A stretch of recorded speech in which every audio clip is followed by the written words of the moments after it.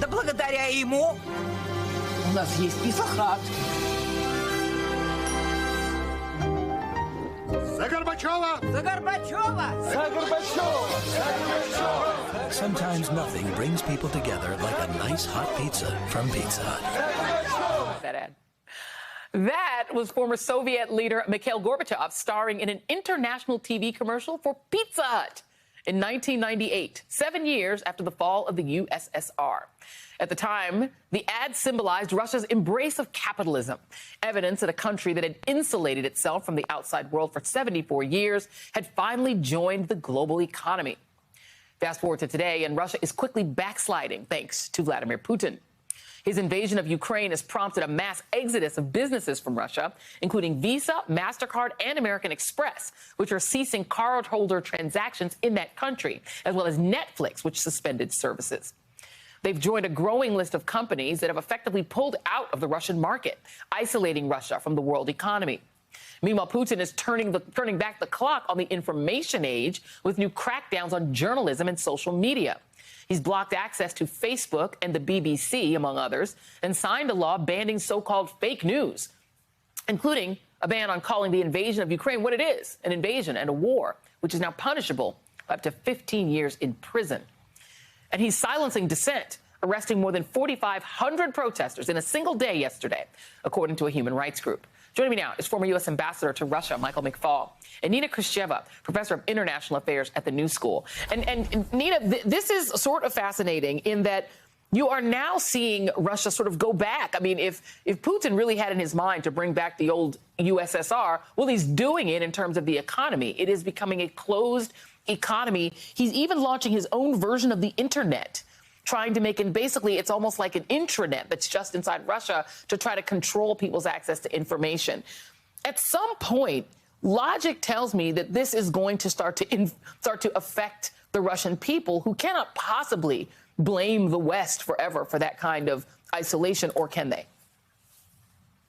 Well, it is already affecting the Russian people because it's not even economy yet that has been hitting them. It's more social and cultural ties, relations with their partners, research partners in the West, or everywhere for that matter. It's their ability or possibility to fly to many countries, and now there are just only a few options open. So it is already affecting them. He's not, I mean, it's not even bringing back the Soviet Union, because even in the Soviet Union, and certainly in the second half of it, there were many more contacts, connections available than they are available now. So it's almost with all this crackdown and the Iron Curtain falling down, it's almost bringing Russia into the Stone Age, into the black hole of non-existent global pariah. It is actually possible that when the whole world is against you, when you're basically against everybody else and everybody shutting their door or their tweet or their everything, at least initially, probably it may result in rallying around the flag and people feeling that they have no other place to turn to than to stand up for Russia because everybody's against us.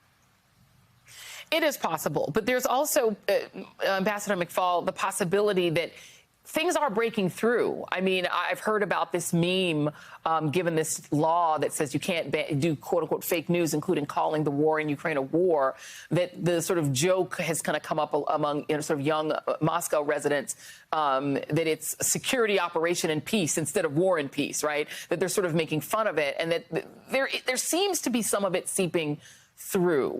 What do you make of this sort of turning of sort of Russia into kind of Cuba or into North Korea at this point?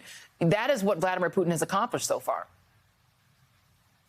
Well, he's trying to. Like Nina said, he's trying to, and he's going farther than even during Cold War days. I mean, if Western media outlets are forced to leave because of this new draconian law about using the word war, you get 15 years in jail, and they have to leave.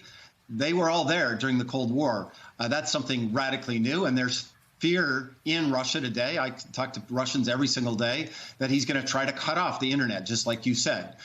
At the same time, you're showing these photos.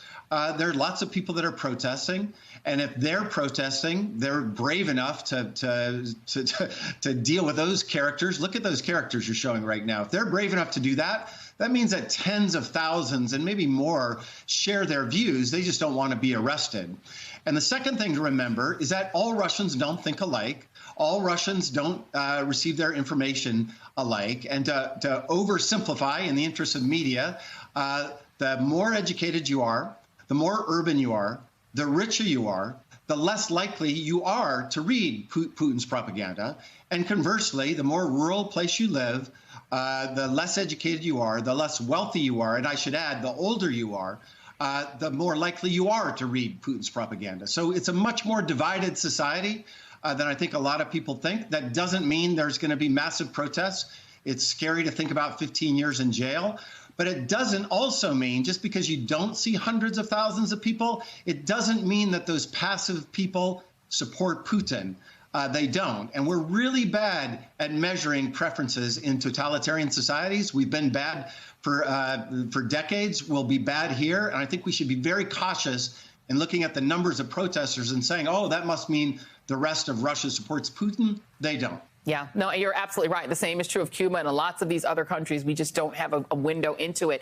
There was an extraordinary piece of video that is circulating on social media. We were able to get a little clip of it. And this shows some men who they appear to be captured Russian soldiers making a plea that saying they did not understand why they were there and that they want the people back home to know. Let me play a little of that. И мне становится реально стыдно за то, что мы пришли на эту страну, на эту территорию, на территорию Украины. Если бы на мою территорию кто-то бы пришел, я бы поступил точно так же, вот как эти люди сейчас. И был бы прав. И сейчас они правы, а я сижу здесь и оправдываюсь.